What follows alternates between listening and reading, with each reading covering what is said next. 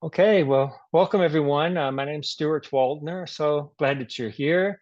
Today we are going to be talking about the climate and climate change and ways that we can address climate change. And this group is called the Eco Vegans Climate Conscious Conversations. And we are active through We Did It Health and the vegan community. So I was mentioning earlier that the vegan community is a new rebranding of We Did It Health. So they're expanding beyond just talking about health, but they're talking about all things that are vegan.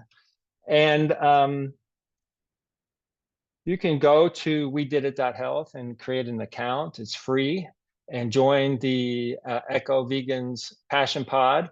And that way you can keep in touch. We can continue conversations and share resources and things like that throughout the month in between our meetings. So hope you will take a moment to do that. And yeah, appreciate it. So before we begin, Patricia was telling me she's in San Diego. So I just wanted to get, briefly, if anyone wants to just introduce themselves, let us know where you're tuning in from. And yeah, that would be great. So anybody want to?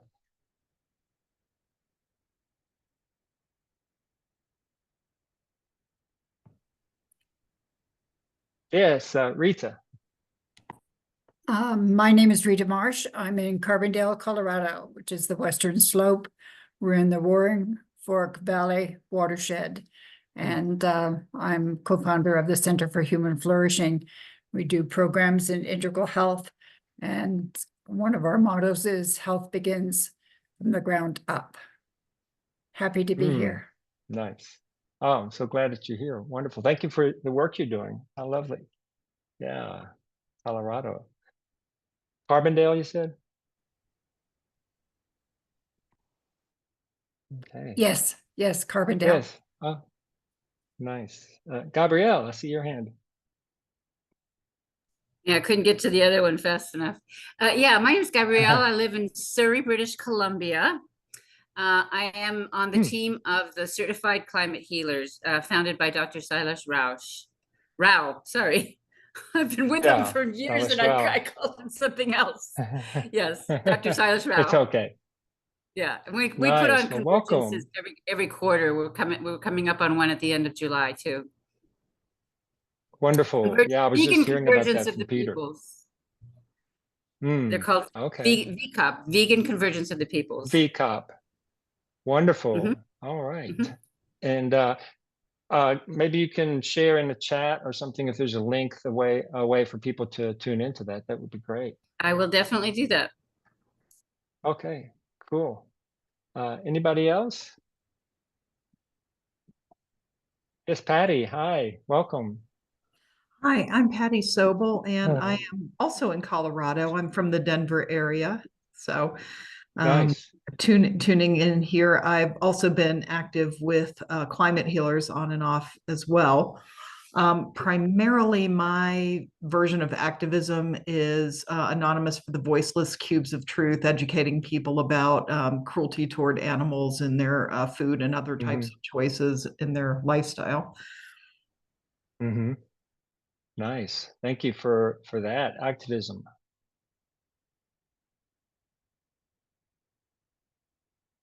Anybody else want to we're just having people just say hello, let us know where you're from, and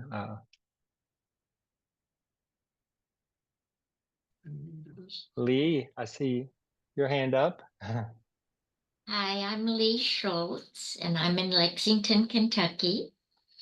And I live with Stuart. Me too. All right. Thank you all for being here and for your support. All right. Well, we will just go right on into our meeting then. I'm going to do some screen sharing. If I can pull it up here, just a moment. Bear with me. Oh, I wanted to, we talk about some difficult topics, with with climate change, and it can be kind of overwhelming when you engage with this information on any kind of regular basis. I'm sure everyone has felt discouraged at times about the state of our world and what's going on. So I think it's really, really important that we celebrate, the good things that are happening. And I'll pull out some things from the news this week that really jumped out at me as, really positive steps that we're taking. And, they're baby steps, of course, but that's how change happens sometimes, is just incrementally, slowly. I would love for the whole world to become, plant-based or vegan overnight, but I realize that's not going to happen. So we should celebrate, the wins when they happen, and that way we can stay motivated and encouraged to keep on keeping on. So I'm going to share some of these good news articles here and just talk about them real briefly. Just give me a minute here, please, while I pull this up.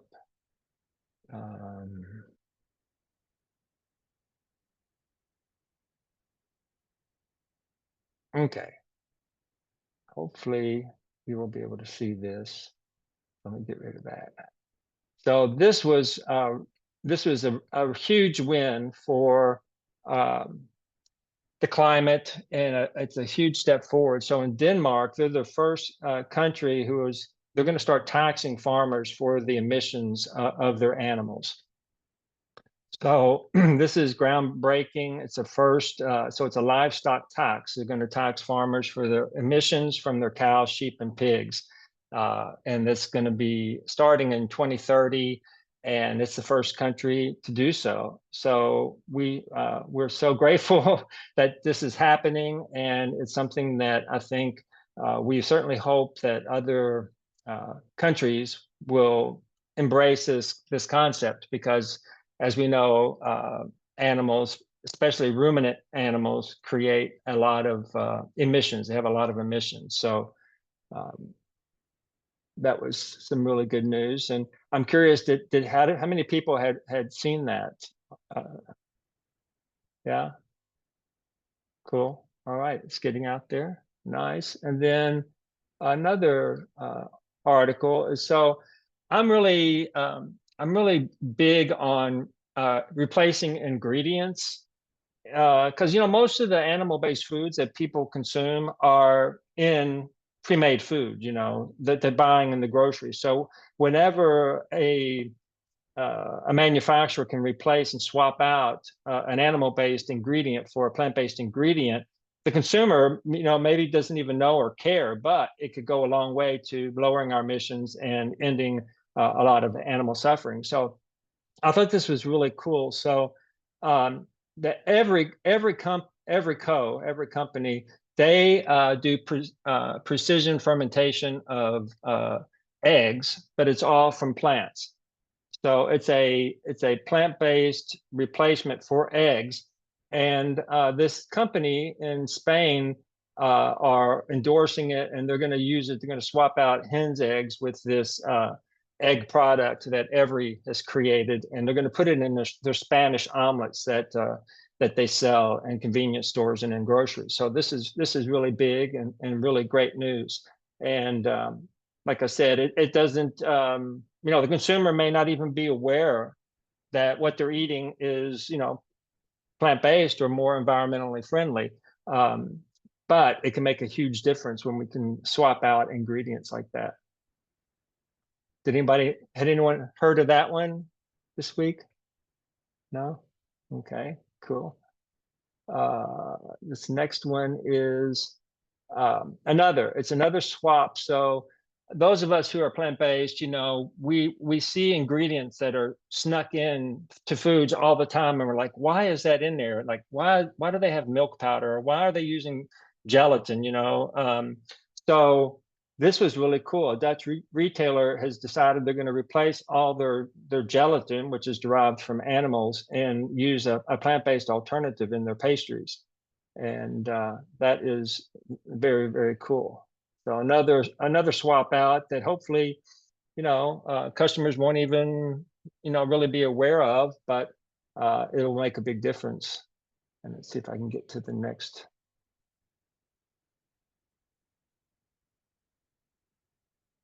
The Zoom controls are kind of blocking my view here. Sorry.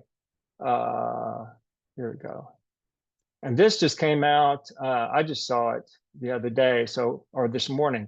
West Hollywood announces groundbreaking plant-based policy. So for all events in West Hollywood, they are going to be plant-based by default. So if someone wants to have meat, then they have to request it. So this can be a very powerful way that we can encourage more plant-based eating. And rather than having a plant-based option, is making the default plant-based, which is more inclusive and of course better for the environment, and then making people actually have to choose whether or not they want to add meat to their meal. And so this is really great. And I think the first organization that I've seen to have done this was the New York City hospital system. In New York, I think it was like last year, or maybe a year before, they switched to a plant-based default too in their hospitals as a way to promote health, but also to help reduce their emissions. And so this is a really powerful way, because more people are going to. Most people will just say, okay, I'll have the plant-based meal. What's the big deal? And so that way, there's less meat going into these events. And something happened in 2022, another thing, it was at Burger King in Austria, and I don't know if they're still doing it now, but what they would do when a customer came up to order a burger, they would ask the consumer, do you want it regular or with meat? So they were normalizing the plant-based version of the burger, and then they were forcing the customer to think, do I really want meat or not? And so this is another really powerful strategy.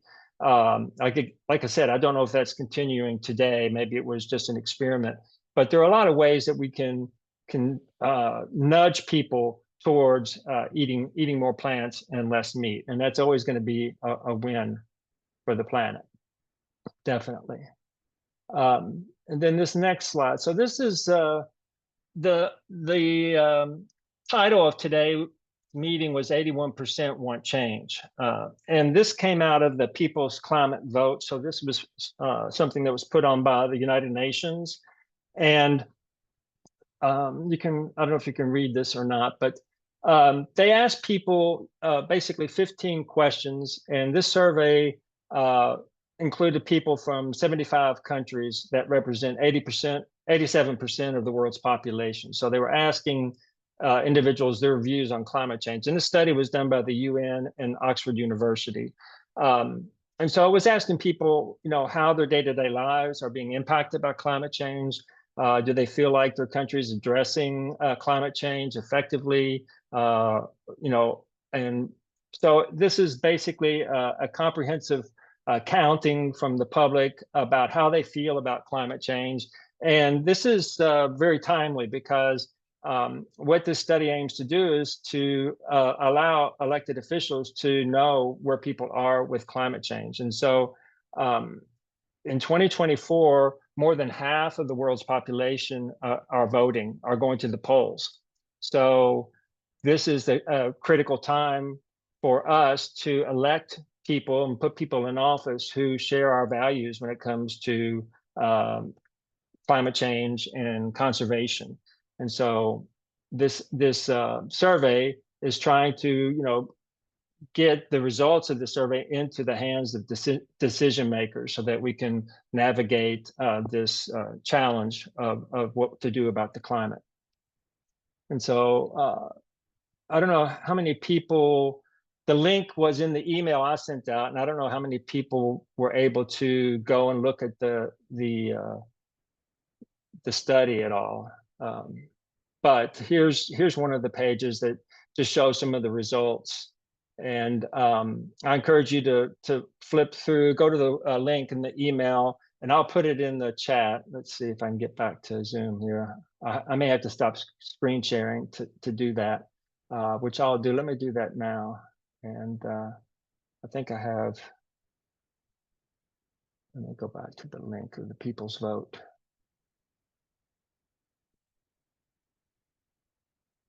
And put it in here. So it'll be in the chat in case you want to go and look at it. So one of the, I think the 81% comes from people who said that they want their government to do more to protect the environment. And that's where that 81% comes from. And let me see if I'm going to try to screen share again. And share, where is it? Okay. So here are the some of the results from the study. So over half, 53% of the people globally said they were more worried about climate change now than they were last year. 59% of the people in least developed countries said they were more worried about climate change than last year. Women were more likely than men to be concerned about climate change. And I was looking at the people who are here today. Most of you are women. So that kind of supports that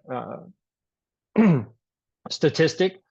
A majority of all age groups have become increasingly worried about climate change. 56% of people globally said they've thought about climate change daily or weekly. 24% of Americans were most likely to never think about climate change. 24% of Americans were most likely to never think about climate change. That's kind of wild to think about. Women were more likely to think about climate change. 29% of countries surveyed, majorities of people over the age of 60 were more likely to think about climate change either daily or weekly than younger generations. I was really surprised by that because we think that the younger generations, you know, they're more invested in what happens to the planet. So that really surprised me. So I would have thought that would have been the opposite. I would have thought that younger generations would have been more concerned. As extreme weather events increased, 69% said these experiences have impacted their big decisions as to where they want to live or work or what they buy. People who experience worse than usual extreme weather are more likely to think about climate change. That makes sense, right? If you're experiencing extreme weather where you live, then you're more likely to think about climate change. And that makes sense. 39% of people think that businesses are not doing enough or are actually doing well in addressing climate change, only 39%. And 89% of countries surveyed, more people said their government has had the biggest impact in addressing climate change. And so that I think people are feeling like their countries are doing more to mitigate climate change than, say, big businesses are. And then this is where I think that 80% and 89% in least developed countries, 66% in Russia and the US, called for the country to strengthen its commitments to address climate change. Women in some countries especially wanted stronger climate commitments compared to men. Of the people who said their country was doing well, 82% wanted their countries to strengthen their commitments to climate action. That's a huge number. Globally, 72% of people want their country to transition quickly away from fossil fuels to renewable sources of energy. Except for the US. Low figures, see, it says it was 53% of people in the US who were supportive of a quick transition away from fossil fuels. And so this is the narrative that the fossil fuel industry keeps putting out there, right? That we need to do this slowly and in a really well thought out way. That we need to still continue to rely on their products as we're making this transition. So that's something that the fossil fuel industry has kind of convinced a lot of people. 78% of people in and it's even higher in the low density LDCs. Globally, wanted their country to provide more protection for people at risk of extreme weather impacts. And I got more people in the waiting room. Excuse me, I'm sorry. I'll let people in.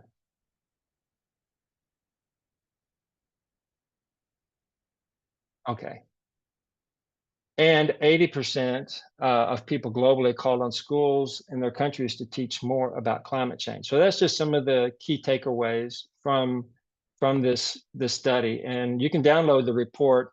It's like 180 pages, so I haven't like totally gone through it all yet, but it's a really impressive set of data that we can use with our elected officials to try to help mitigate some of the worst case scenarios of climate change. And of course, one of the studies said that 81 or 80% of the people wanted us to do more to protect the environment. And of course, we know because we're aware that the worst, the number one driver of deforestation is the meat industry. So when we want to protect the environment, it's really important that we reduce emissions from animal agriculture and that we lower our consumption of animal agriculture. And we encourage and support businesses that are doing some of these swaps that I mentioned earlier about how we can remove animal-based ingredients in foods so that we can make them more sustainable and healthier. So now I'd just like to open it up to see if anybody, some of that information that I just shared, was any of it surprising to you, or did it make you question anything, or you have any comments to share about it? Yeah, this is Dottie. I was very depressed about the stats, about women being more concerned than men. Thank you, Stuart, for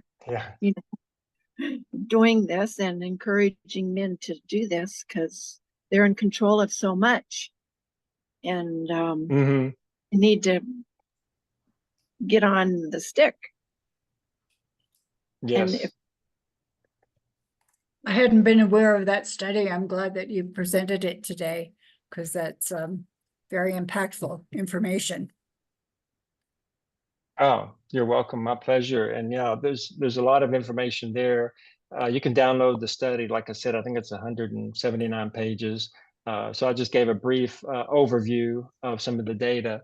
And you can go to that website that I put the link in the chat, and then you can select different countries and see how they responded to the different answers or to the different questions there.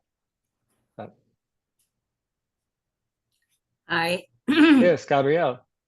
Yeah, I was also surprised by the number of men who are not interested in this, or the urgency of what's facing our planet right now, but also that it was a lot more older people over 60 that are interested. I mean, I know from my own grandchildren, they're not thinking about. And I'm a member of the Million Vegan Grandmothers, by the way, and I invite anyone, an elder, whether you're a grandmother or a grandfather or not even either. It's more for about elders. We meet on Wednesdays through the Climate Healers website.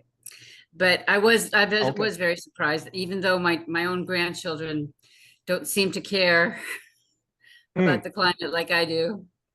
So I keep working for, saving the planet for them, even though I probably won't be here to see it. But it's not just for my own grandchildren, it's for the grandchildren of all species. Yes. All species. And also I wanted to say Dr. Rao has come up with a very, very simple slogan for us to save the planet.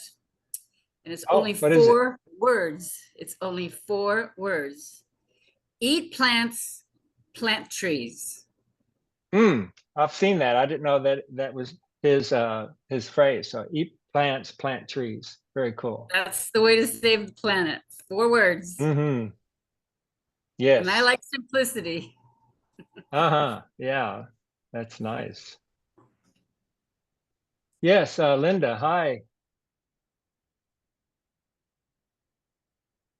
You're muted still. I'm sorry.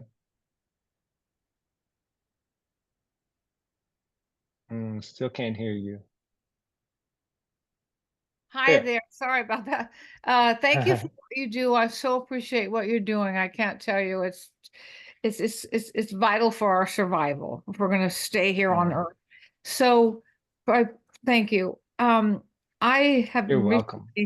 I recently have been trying to reach the California Department of Farm and Agriculture. Catherine Ross is the secretary there, and I almost got arrested trying to talk to her. And I'm still Wow. trying to, because they're doing such a massive cover up of the hundreds of millions of chickens they're killing with avian flu. And what happens is they kill them and then they disperse of them. And then we taxpayers are paying for it. And none of the taxpayers know this. And then they get new chickens and new eggs and they get profit again for that. So they keep getting much more profit. We're paying for that profit. And the killing and dispersing. On top of that, the pellets, the manure with the avian flu chickens is made into pellets and has been given to dairy cows. And now we have dairy cows infected. And it is so scary, but I don't know. You know what really bothers me is that when you turn on the news, have you ever heard one sentence from anybody about animal agriculture and climate change? No, you only hear CO2, fossil fuels. That's it. And I'm with Glenn Mertzer. I love him. He really has addressed this issue in his Food is Climate book. If you haven't read it, Food is Climate. And he really explains how this is all connected. But how do we get our governments? They get billions of dollars. They get billions of dollars and they buy the government agencies. And the AgriPulse conference that I went to, I tried to get into and was almost arrested. Anyway, they pay so much money to these groups that they're not going to change. I don't know how we get around the money thing, because as long as they're getting so much money, how do we get advertised? They pay the advertising on TV. I mean, have no chance to break through. How do we teach the people of the universe when our advertising in this country is controlled by animal ag and all our industries are controlled by animal ag? I'm so disheartened. And then now if we get a Trump in there too, that would just, oh my God. I'm just really distraught right now about our whole American system here, particularly. Yeah, I just it can feel be very easy to get overwhelmed and discouraged. But I think that's that's understandable, especially for those of us who are vegan or plant-based, and we see the extreme cruelty and the waste of resources, and we know that the industry is very, very powerful. So yeah, it can be easy to get discouraged. Thanks for sharing that, Linda. I saw some hands pop up while you were talking, so maybe we have some people who would like to speak to what you shared. Nancy, hello. Hi, thank you. Quickly, there is an Agriculture Fairness Alliance. I think Connie Spence is that, and she's working on that. And there's also the Plant-Based Foods Association. They're supposed to be aiming on those things because that's an institutional change. And how we know politics is so corrupt. We know all that, but people have the power. What are there, like 538 people in Congress? can you tell me those So names? I think if we just keep doing what we're doing and maybe support those, or the Agriculture Fairness Alliance, am I saying that right? Yes. Yeah. Yes, Agricultural Fairness Alliance. Yeah. Alliance and the Plant-Based Foods Association. I wanted to join them. They're a little pricey for me, but I think I can join as an alliance member, and it's still $250 a year, which is a little more than I would like to spend, but it would be nice to support them, both of them. Other than that, we just have to keep raising our voices. So What was the second one, Nancy? The Plant-Based Foods Association. I think that's based in DC, and Connie might be in DC now too. And I'm not that far from, I'm in Baltimore, so I can actually join in anything like that. That would be a worthwhile endeavor, to do that. Does that, I'm wondering if cost there's money someone, to join? the Plant-Based Food Association has a fee to join. But I'm thinking, every now and then I get these emails where they're redoing the guidelines, the nutrition guidelines, the USDA, and they allow public participation. And that could be a really excellent way. You can actually, if you get in there, and I just remembered that, and you can actually get, maybe get a chance to speak.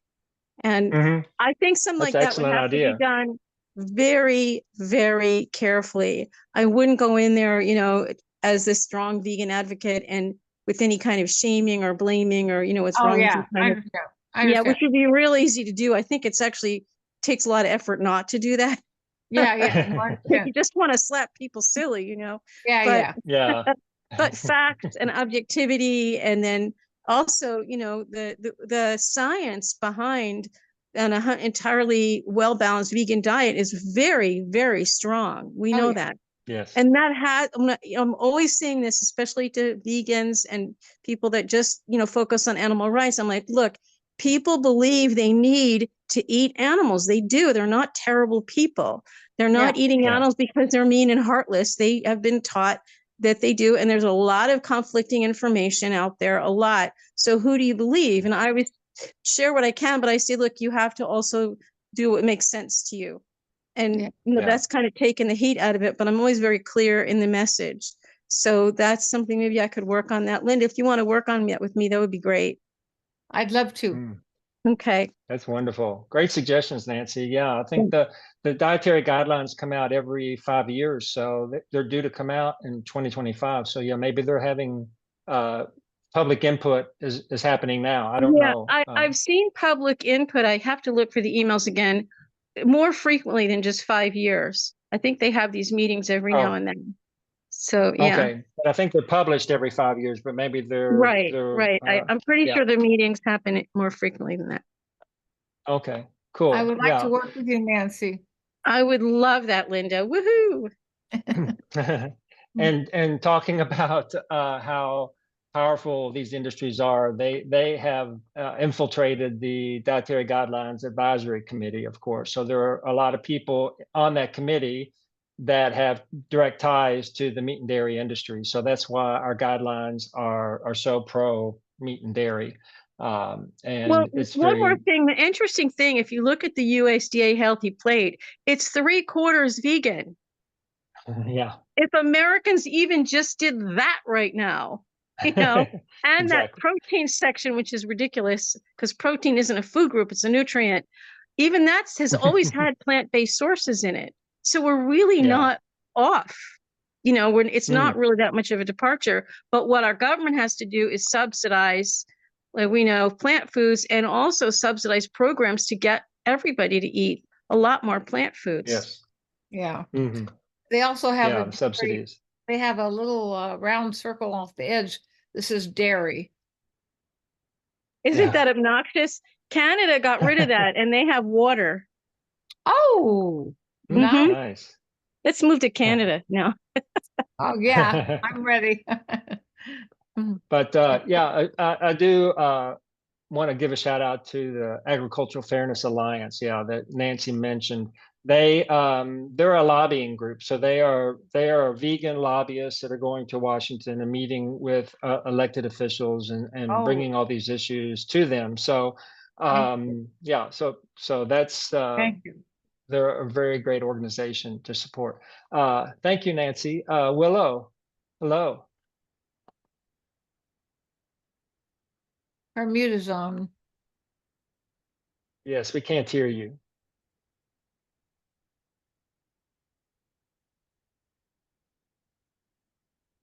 Hello, Willow. We see your hand raised, but we're not hearing you.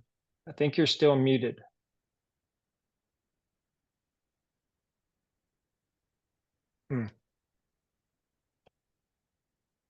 Okay. Well, if you can unmute at any time, Willow. Just please do so and share your thoughts with us. Anybody else have any thoughts or comments or? Yeah.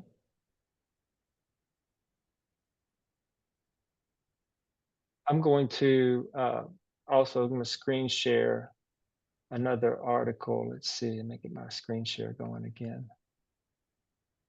So in that climate survey we were going through, I forget the exact name of it now, people were saying that if they experienced extreme weather events, they were more likely to think about climate change.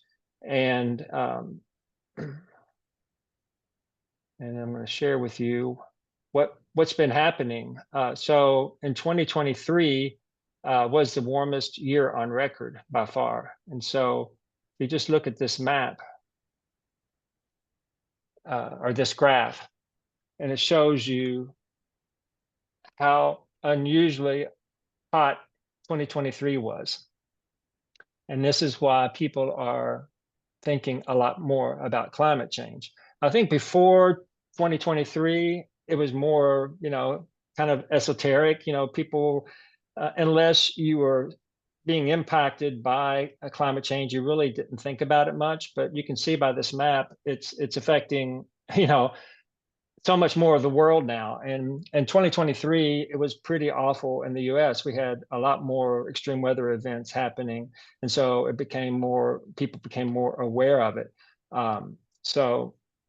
And what I didn't know, and I learned from looking at this page, is that the temperature in 2023 exceeded pre-industrial temperatures by 2.43 degrees Fahrenheit, or 1.35 degrees Celsius. So, what we're trying to do is as far as our climate goals are concerned, is to prevent the Earth from heating up no more than 2 degrees Celsius by the end of this century. But since then, we have scientists have said we want to try to prevent the Earth from heating up more than 1.5 degrees Celsius, and that way we will be averting some of the worst case scenarios of climate change. So typically we have been at about 1.1 or 1.2 degrees Celsius on average. So we're more than 2/3 of the way to 1.5. But then last year in 2023, as you can see from this chart, we exceeded the 1.1 or 1.2 up to 1.35 degrees Celsius. And so that was in part due to just higher than usual temperatures, but also El Nino. The El Nino effect was happening last year, which was also pushing us into higher temperatures. And so the El Nino effect is when the surface temperature of the tropical Pacific Ocean, the surface temperatures are warmer than usual, then it creates this cascading effect of crazy weather, higher temperatures all over the planet.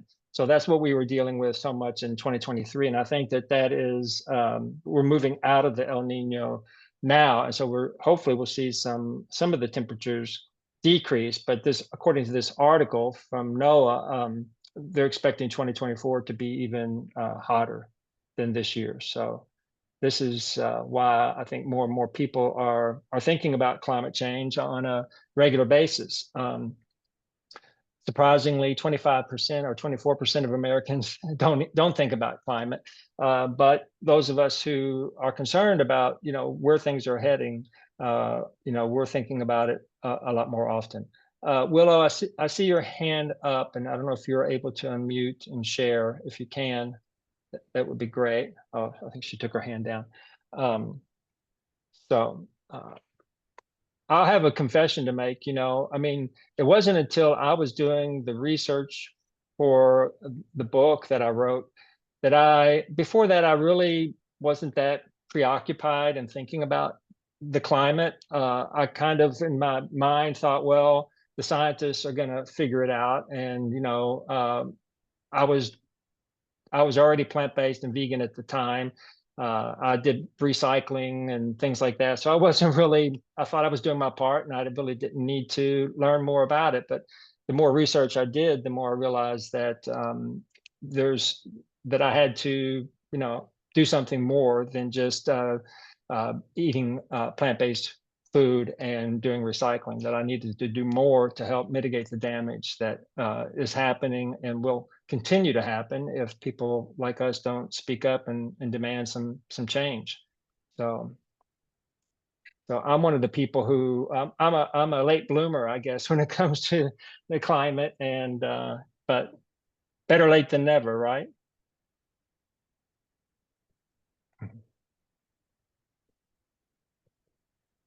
Anybody else have anything that they would like to share about what's happening, what they're doing to try to bring greater awareness and maybe create some change?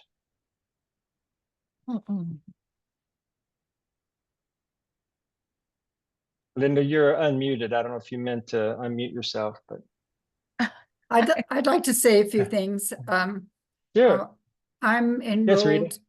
enrolled in the design school for Regenerating Earth that was founded by Joe Brewer and Penny Heipel. Joe Brewer wrote a book, Design Pathway for Regenerating Earth. And it was his presentation here in Carbondale 2 years ago that introduced me to the research that's been done by the people in Stockholm, Sweden, who put out the planetary boundaries information. Yeah. And that just blew me away.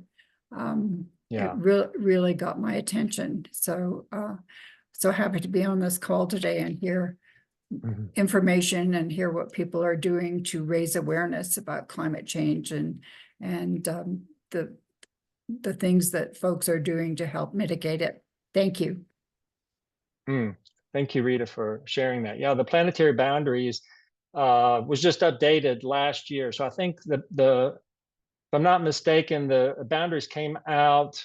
There was a documentary. I think you can find it on Netflix or somewhere, maybe in 2009 or 10. And it talked about planetary boundaries, and these boundaries are what sustain life on the planet. And they were talking about how we've we've gone beyond the safe operating space of all these different boundaries. And when it first came out, I think there was, Rita, you may be more familiar with this than I am.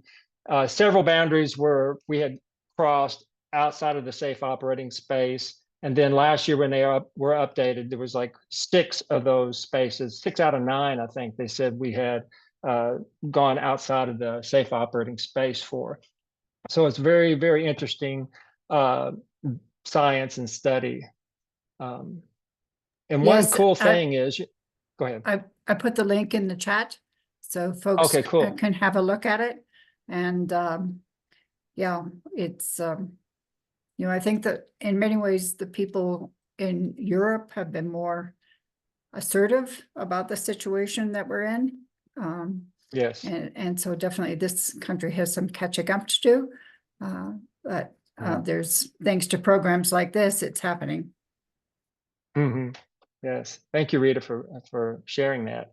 And yes, Linda.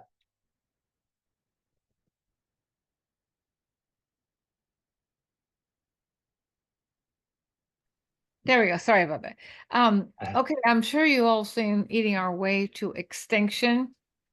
It's one of my favorite movies of all for showing what's going on. But what they did not too long ago is they had a really long movie, like an hour and 20 minutes. Now they have a short version, which is much easier for people to get through. And it's better because it's more impactful than the long one. If you haven't seen it, be sure to go to YouTube and look for the summarized version. Okay, I think it's called summary. I don't know, something. But look for the shorter Eating Our Way. Eating Our Way to Extinction. To Extinction. Okay. And if you haven't seen it, it is by far the first and best movie I've ever seen on our climate.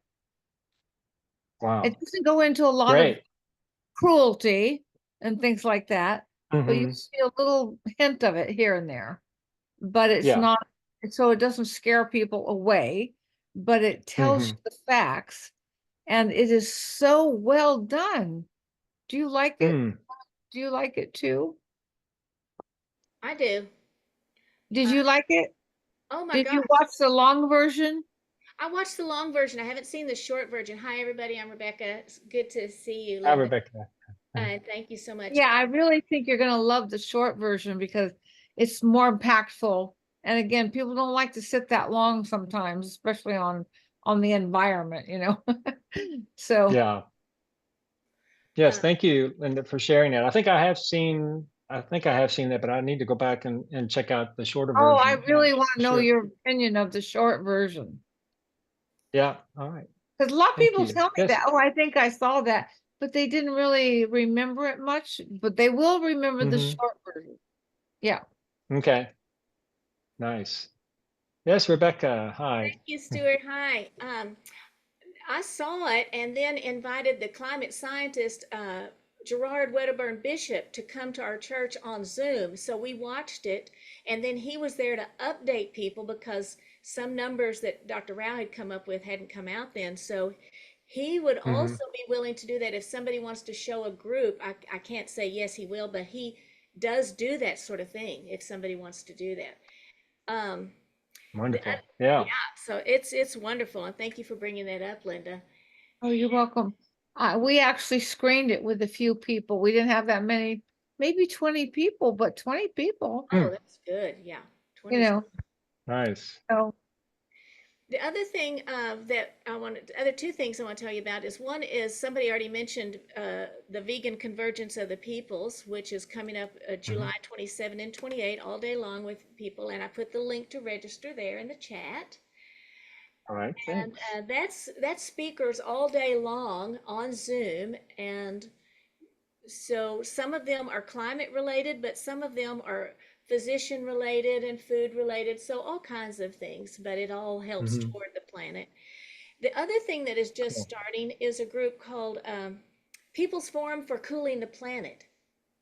And Mm. so if all of them, I invited a couple of them, but too late to come here. And if, we can Mhm. share. And what they're doing is they're inviting climate scientists to on Tuesdays, and it's at 1 o'clock Central. So that would be what, 2 o'clock Eastern. Yeah. And that's it with Jamin Shively. I will put his email in there, then you can be on the email list to get that information. So far, they've had All two, right. Paul Beckwith and Guy McPherson. And if you know Guy McPherson, he's kind of a downer, but he is trying again to get back into, let's do something. I don't mean he's a downer, but Mhm. he's sad, right? So, Yeah. so I wanted y'all to know about that.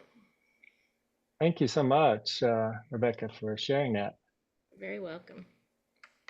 Yeah. And we're getting close to the top of the hour. I want to share my screen one more time and to go to another tab here. So this event will be happening on July 20th, and I wanted to let everyone know about it. So this is being put on by the vegan community. We did it .health, and it'll be on Zoom Saturday, July 20th from 11:30 a.m. to 3 p.m. And this is hosted by Dr. Salesh Rao, so from Climate Healers. So this would be a really powerful event, and this is just like a kind of a placeholder landing page right now.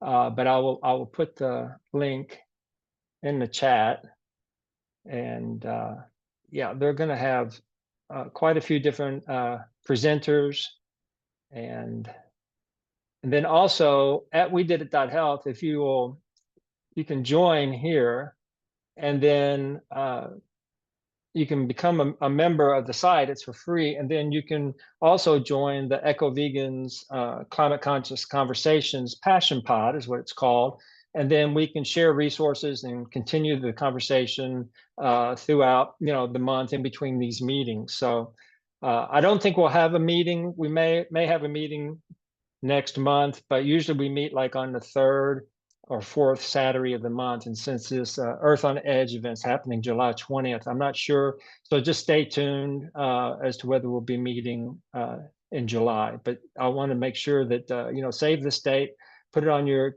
calendars and go ahead and register. It's free. And you'll learn more about, the different presenters and stuff that will be speaking. And I have one more tab. Oh, this event is happening starting at 1:00 today. I just wanted to let you all know about it. The Food Empowerment Project. I follow them on social media. They're doing amazing work, and they're talking about the injustice of the dairy industry. It's free, and like I said, it's today from 1 Eastern time. So in case you're interested in learning more about the dairy industry and what's happening there, just wanted to give them a shout out. Food Empowerment Project. You can find them on social media too. And speaking of social media, please follow me if you can on Instagram or Facebook. Whenever I am getting ready to contact someone and ask if they want to have me as a speaker, I know they're always looking at my social media. And, so it helps to have more people following you. It's I know it's crazy, but I know that they look at those numbers, and it does impact their decision on whether they're going to have me come speak. So please follow me, Stuart Waldner, at Instagram and on Facebook, and I'm on LinkedIn too. Rebecca, I see your hand is raised. Is there something more that you would like to Can you put your share? name in the chat so we can spell it right? Okay, sure. Yeah. I can. And so, so I put it in the chat there. I'm a author, plant-based advocate. You can see my book behind me, Escape the Matrix. So I'm advocating for people to adopt plant-based lifestyles to avert the worst case scenarios of climate change and our health and for animal welfare. So so I encourage people, if you don't have a copy, check it out. I'm on Amazon, and so wonderful. Well, just do a quick checkout before we head out. So hopefully, Just a if you want to second, you share said like you were gonna, 1 or 2 words. you just said you were gonna put the link to the Planet on Edge forum in the chat, but I haven't seen it yet. Okay, thank you. Okay, cool. Thanks. Thank you. Let's see. Thanks, Gabrielle. Let's copy that. Yeah, I got to. There, that's the link to that. All right. Well, I know, like I said earlier, this is a very difficult, kind of challenging topic to discuss. And so hopefully when we come together as a community, we can support one another, learn and grow, share resources. I feel like, we did a lot of that today, and I'm really grateful for you for being here and bringing your passion and your love for the planet to this meeting. And so I just want to ask people if they want to do a quick checkout, just 1 or 2 word. How are you feeling?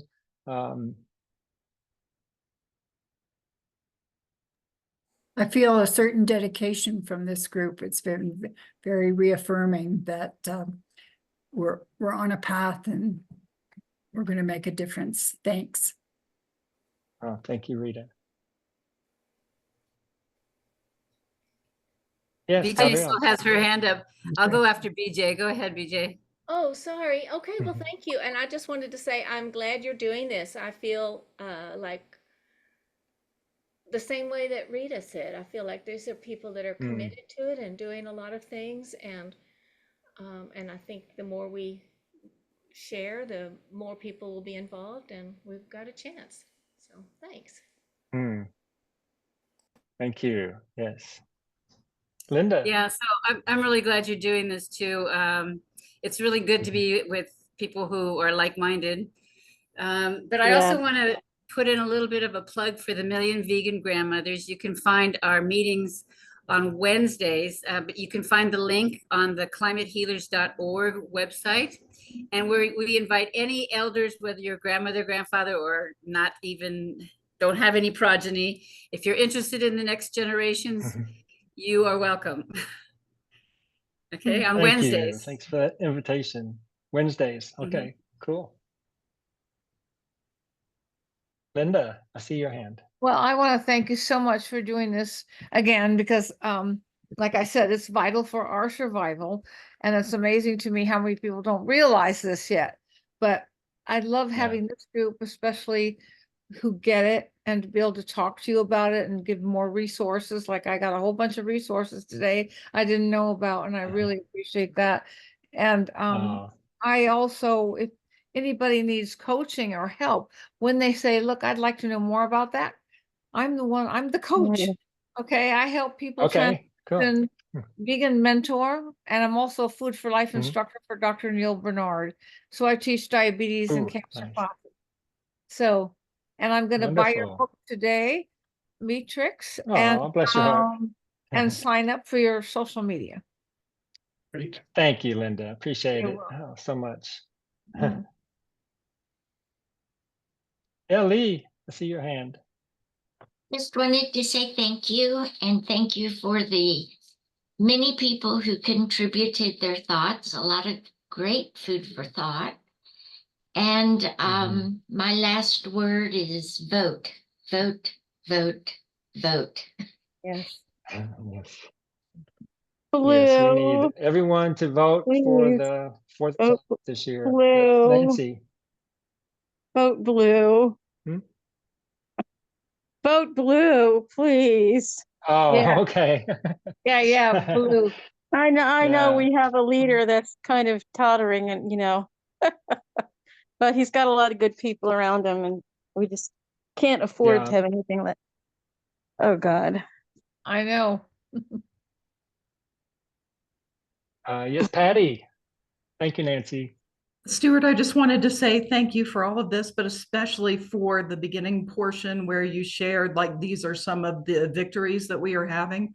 Because for me personally, it's really easy to get discouraged at the lack of progress and all of the atrocities continuing to be committed and all of that. And I think it's very, very important that we recognize the progress that is being made. So I really, really appreciate that. Oh, you're welcome, Patty. Yeah, it's so important. And yeah, I always try to look for good news that are coming across my feed or in my inbox and try to, and savor those because, like you said, there are so many other stories that are not so positive. So yeah, a pleasure. I was glad that so many positive things were happening recently that I could share about. So wonderful.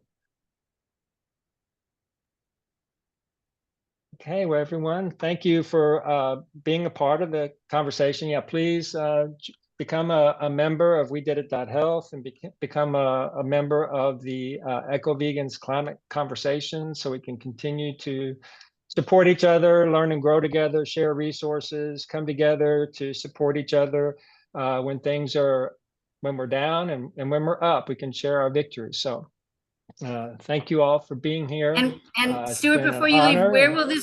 where will this recording be available? I'm not sure how they make these recordings available. That's a question for Peter, who's not here today. He had another meeting, but yikes. I don't know. I know it's being recorded and it'll be made available in some format at some point, but I'm not really sure when or where. Okay. Where can we find but you can, Eco Vegan Climate thing? okay, let me see if I can share my screen real fast again. You have a So link you can put in the chat for us? I'm sorry if I missed that. I got yeah, here a little late. no, 2 it's okay. I years. don't know if Oh I God. shared it. I will put I'll put it in the chat. Let's see. Thank you. Where's the chat? Yeah, The I'd like window's to open shout here. out to everybody that was here today. It was really wonderful. So important, Thank you, Nancy. So Thank you. that is the links in the chat now. So you can, and then when you become a member of We Did It, then I think in the menu on the left-hand side, there's a place where you can join the Passion Pods, and they have like 5 or 6. And you want to look for the Eco Vegans. There's the one. Okay. Okay. And I'm going to put my email in. You can reach out to me. any questions or thoughts? Yeah, that's my email address. So Thank cool. you. You're welcome. Thanks for being here. Appreciate it. And yeah, see you again, and maybe we'll continue the conversation. We did it. And hopefully next month, July 20th, you can come to the event then too as well. All right. Bye. Bye, y'all. Thank you. Bye-bye. Bye-bye.